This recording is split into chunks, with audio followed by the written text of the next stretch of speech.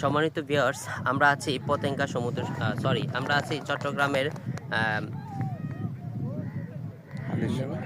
হালিশহর বিচে। তো এখানে আপনারা দেখতে পাচ্ছেন আমরা সাগরটাকে দেখাচ্ছি। এটা সাগর, শান্ত সাগর।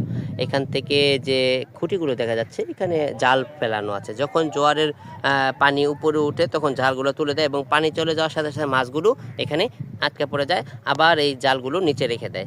এভাবে এখানকার মৎস্যচাষীরা মাছ ধরে থাকে। আমরা এই যে দেখেন মাছ ধরার জন্য ওখানে একটা নৌকা দেখা যাচ্ছে এবং এবং আপনারা এখন যে জিনিসটা আমার পিছনে দেখতে পাচ্ছেন সেটা হচ্ছে আমাদের মাছ ধরার দুটি নৌকা।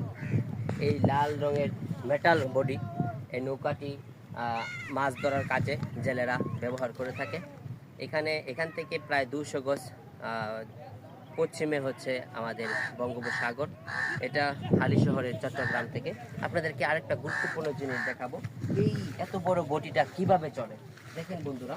এটা একটা মোটরে তেলের ডিজেলের সাহায্যে এই পাখাটার সাহায্যে এত বড় হাতি এই মস্ত বড় জিনিসটাকে ঘুরায় শুধু এই ছোট্ট এই 3টি পাখা।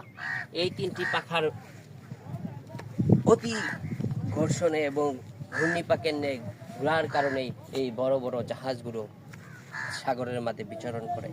ধন্যবাদ। আপনাদেরকে দেখাইলাম হালিশহর থেকে চট্টগ্রাম। মোহাম্মদ ইব্রাহিম খলিল।